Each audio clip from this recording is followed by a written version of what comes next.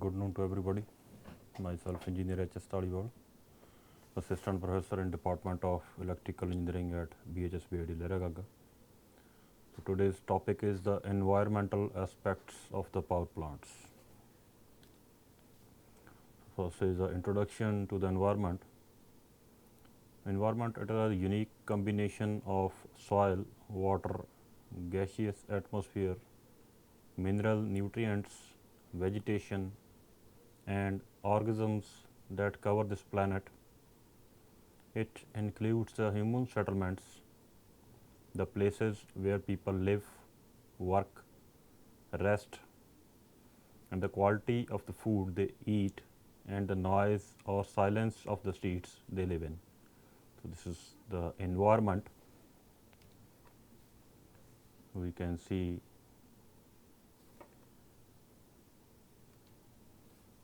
then we have the quality of environment. So, environment quality means different things to the different people. To some people, it may be the beautiful cities, which must be rich in cultures, unspoiled wilderness, habitat of the natural order. For someone, it is the availability of the clean air, wildlife, peace, and quietness of the nature. But a good quality environment must involve more than the human interests. It must consider the living fabric of entire world, for its becoming more and more apparent that what is best for the world as a whole is ultimately best for the human populations. So, besides the human interests, it must be so that it should be best for the human populations. That should be the good quality of the environment. So, this is, we can see the good quality of environment. Then we have the modification of environment. The question arises, do men have the right to modify the environment? The answer is yes, but it must be up to a limited extent. Just as the plants, birds, insects use the environment and also modify the environment for their welfare, similarly, man can also have a right to modify the environment. But the man's freedom in this respect must be limited, because the drastic change or the drastic modification of the environment can cause ecological unbalance, which can even threaten the survival of the man himself. So, if such an unbalance occurs, we can't stop altering it immediately. So, we can see that men have the right to modify the environment, but up to a limited extent, so that it should not disturb the ecological, it should not create the ecological unbalance. Then we have the energy and environment. What is the relation between energy and environment? Energy is a normal constituent of the environment. A permanent flow of energy takes place from the sun to environment. This flow of energy is well organized and controlled by the nature.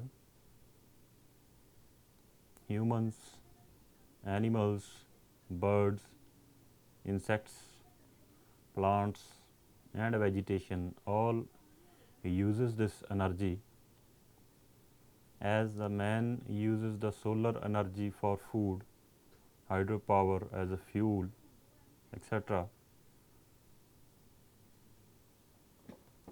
And in addition, man is also using the sources of energy which are very limited, such as coal, petroleum, uranium, etc. by using which the man is polluting the environment. So this is the relation between the energy and environment. Then we have different types of pollutions which are caused by the power plants. We are having various types of plants: coal based steam power plants, nuclear power plants, hydroelectric power plants, diesel power plants, gas operated power plants. So all these power plants cause the pollution in different terms. So these different types of the power plants cause different types of pollution on the surface of earth. It includes air pollution, water pollution, noise pollution, land degradation, and the nuclear pollution. So these are the types of the pollutions or degradation done by the power plants. First we come to the air pollution.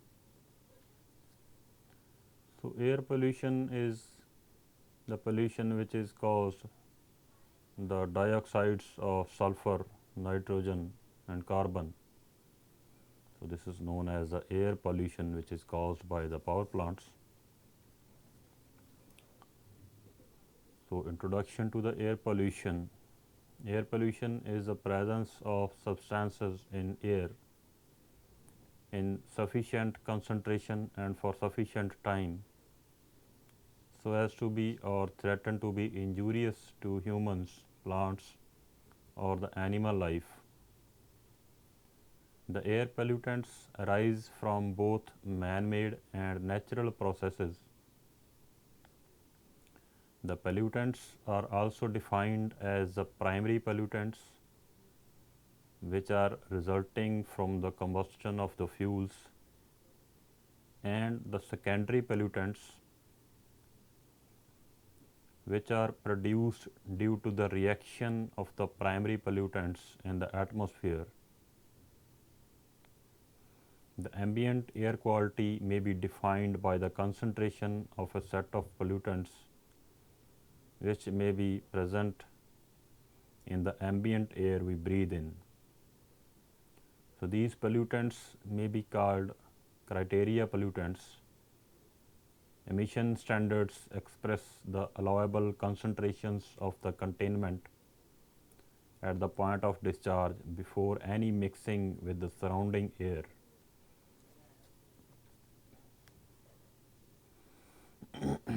So air pollution by the thermal plants.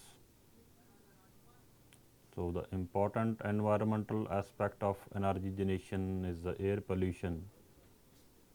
It is necessary to limit the extent of the air pollution to maintain the air quality at a reasonable and acceptable level and protect public health and welfare. The air pollution which is caused by the thermal plants, it consists of two types of emissions. First is the stack emissions and second are the cooling tower emissions.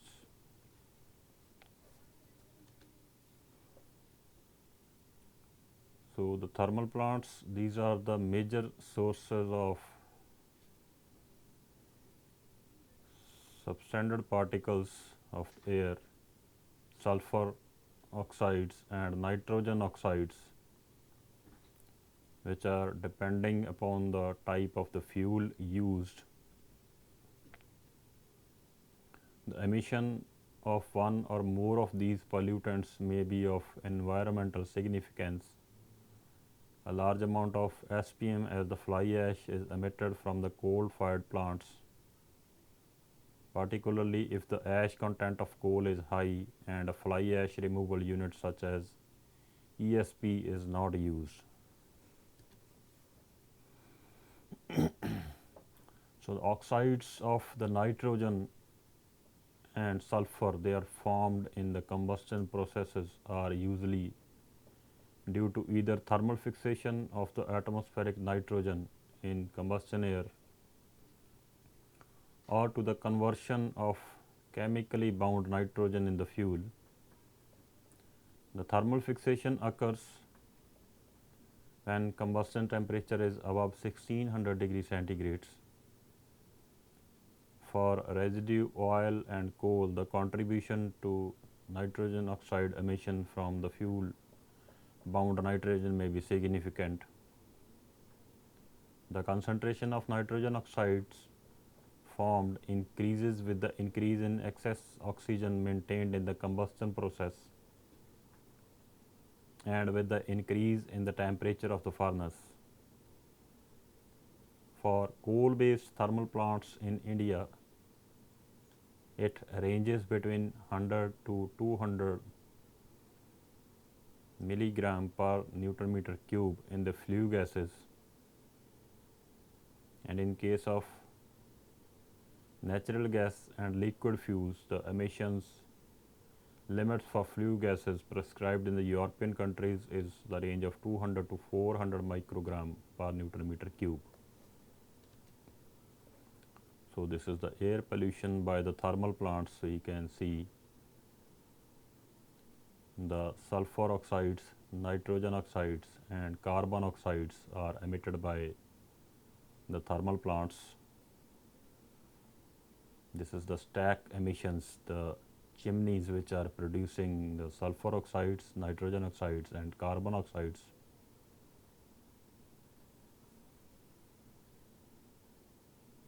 Some are natural, coming out from the volcanoes, from the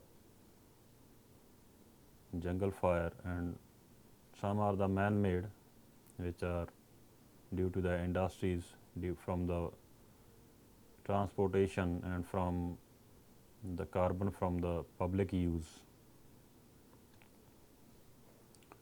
So now we have the stack emissions.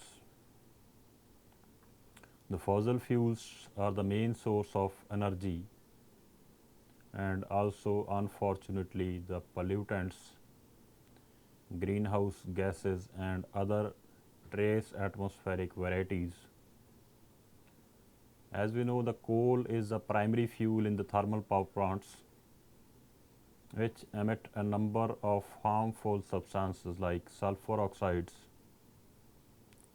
which includes the sulfur dioxide, sulfur trioxide, sulfates and sulfuric acids, and the nitrogen oxides, which includes the nitric oxide, nitrogen oxide,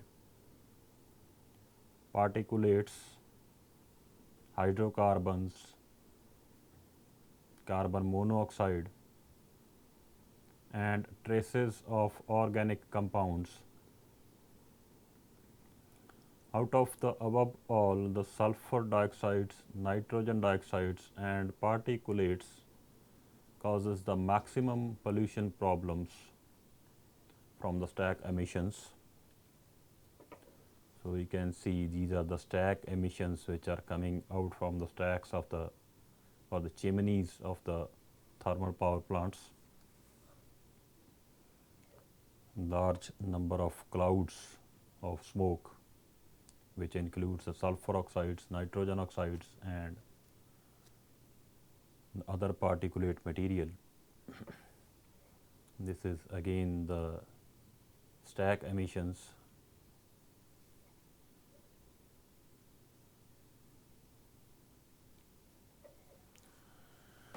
So the stack emissions, which causes the deterioration of the human health, damage to the vegetation and structural finishes and poor visibility. The effects may be termed as acute, chronic and long terms. So to save the human lives, vegetation, animals, etc. from these pollutants, we need to protect the environment from the following. First, we need to remove the sulfur dioxide from the stack emissions. We will study the impacts of the sulfur dioxide and its removal processes. Similarly, the nitrogen oxides its impacts and removals, then the airborne particulates, the impacts and the removal of the airborne particles from the stack emissions. So again we can see the stack emissions. We have two types of pollutants, primary pollutants and secondary pollutants. So the primary pollutants, they are sulfur oxide, nitrogen oxide, nitrogen dioxide, carbon monoxide, carbon dioxide. So the hydrocarbons, they are the suspended particles. It comes out from the various processes, from the natural process that is created by the volcanoes or the jungle fires, then from the emissions from the vehicles, then the stack emissions of the power plants and industries, and also the use of the humans. So all these are called the primary pollutants, which interacts with the atmosphere and causes the secondary pollutants, that is SO3, HNO3, sulfuric acid, and some other types of the air pollutants. Now we have the sulfur dioxide. Sulfur dioxide, it is a gas which is invisible and has a nasty sharp smell. It reacts easily with other substances to form harmful compounds such as the sulfuric acid, sulfurous acid, sulfate particles, etc. About 99% of the sulfur dioxide in air comes from the human sources. The main source of sulfur dioxide in the air is the industrial activity that processes material that contain sulfur, such as the generation of electricity from coal, oil or gas which contains sulfur. Some mineral ores also contain the sulfur and sulfur dioxide, and it is released when they are processed. In addition, the industrial activities that burn the fossil fuels containing sulfur can be important sources of the sulfur dioxide. This is the chemical formation of the sulfur dioxide. One particle of sulfur and two particles of oxygen which form SO2 is known as the sulfur dioxide. Then we have the sulfur dioxide impact on the humans.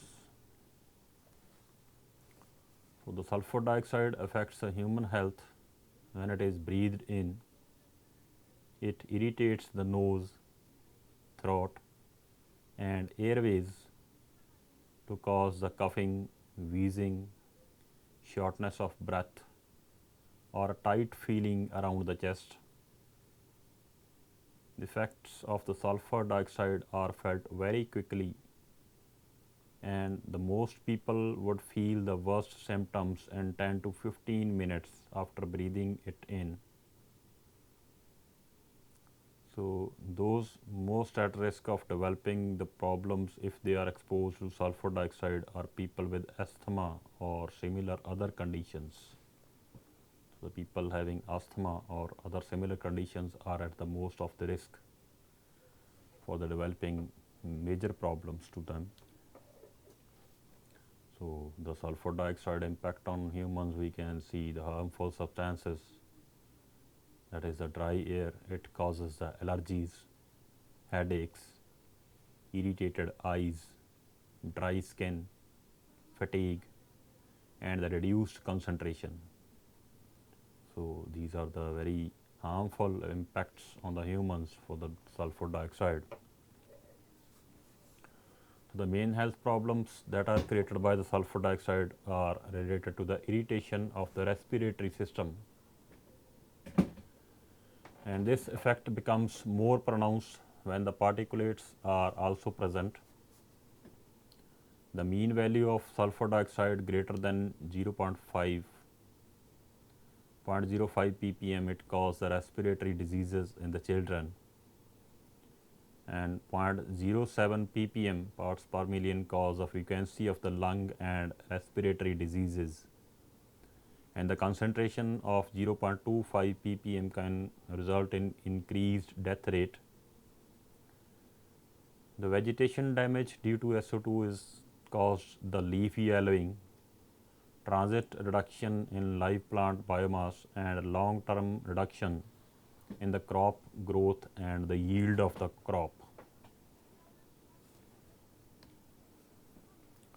So this is again the sulfur dioxide impacts on the humans when we breathe it in.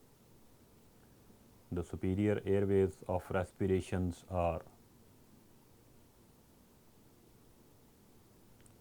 blocked. The inferior airways of respirations are also affected. The fine particles less than 2.5 micrometer comes in the lungs and affects it very sharply,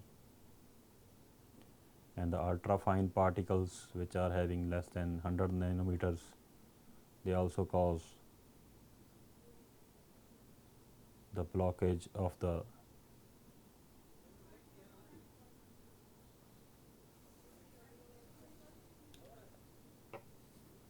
then we have the sulfur dioxide removal. How we can remove this sulfur dioxide? The sulfur content in the coal, it is varies from 0.2 to 8%. In coal, the sulfur occurs in both organic and inorganic forms. The inorganic sulfur can be removed by the mechanical cleaning of the coal by the following methods. First is injecting limestone in the combustion chamber. It can reduce the sulfur dioxide.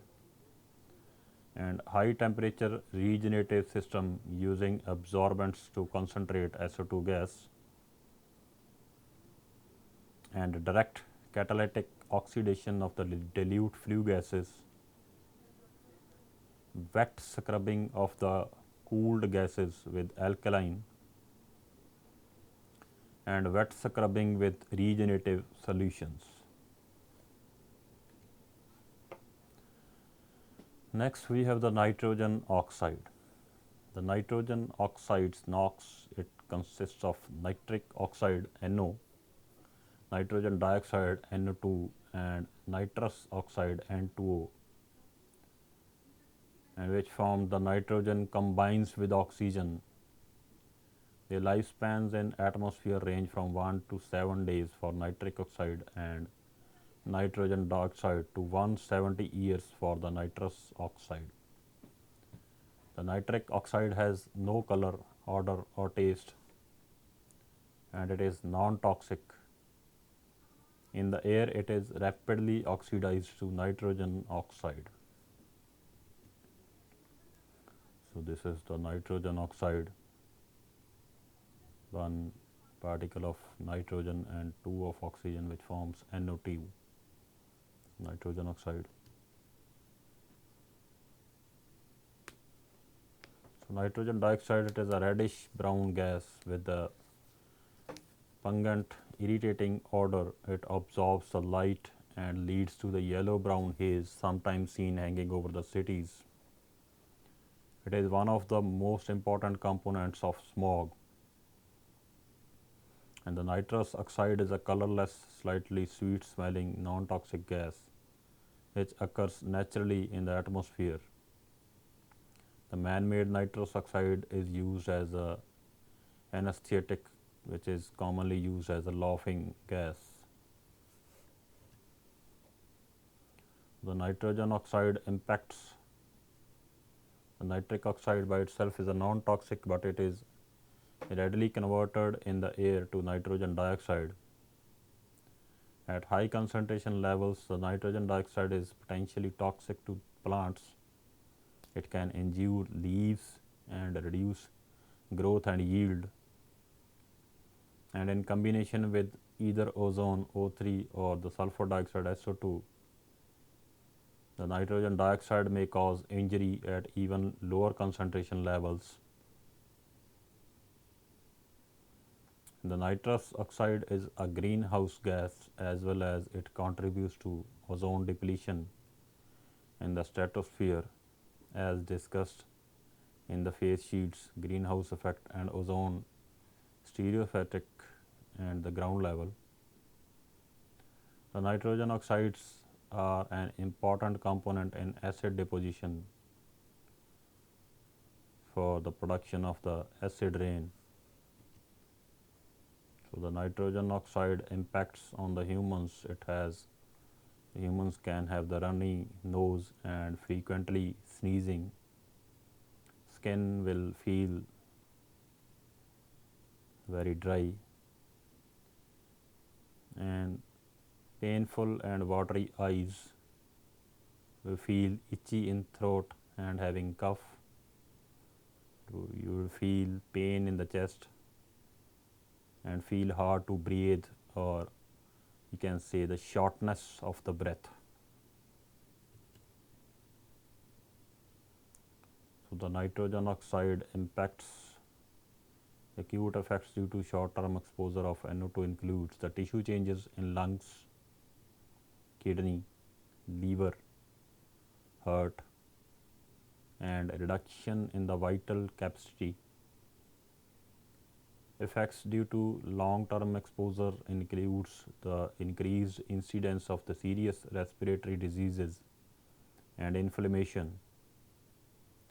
Nitrogen dioxide, when reacts with water, the aquatic organisms are damaged. Vegetation damage due to high concentration of NO2 includes the leaf abscission and decreased plant yield. So, also the sulfur dioxides and nitrogen dioxides are the acid rain. It forms the acid rain due to SO2 and NO2. The sulfur dioxide and nitrogen oxide, it combines with the water, it interacts with the H2O and it forms a nitric acid and sulfuric acid, H2SO4 and HNO3. So, it is having a very harmful effects on the earth of the acid rain, as we can see in this diagram. The acidic gases, sulfur dioxide and nitrogen oxides, they are released into the atmosphere, and these gases are carried by the wind, and the gases dissolve in the rainwater to form the acid rain, and this acid rain kills the plant life, pollutes the rivers and streams, and also erodes the stonework.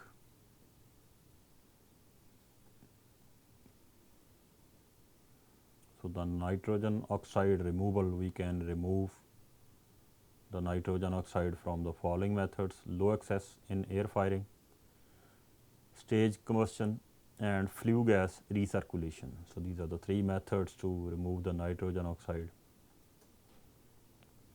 Then we have the airborne particles. The flue gases emitted from the stacks of coal-fired plants contains a substantial quantity of the particulates, and the amount of the particulates depends upon the ash content of the coal. As we know, the Indian coal, it has a high content of ash, and the particulates pose a significant threat to human life, especially when it is mixed with the flue gases and contains oxides of sulfur and nitrogen.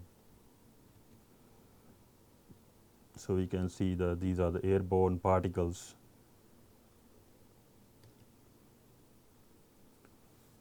So, the airborne particles has impacts on the human life as well as on the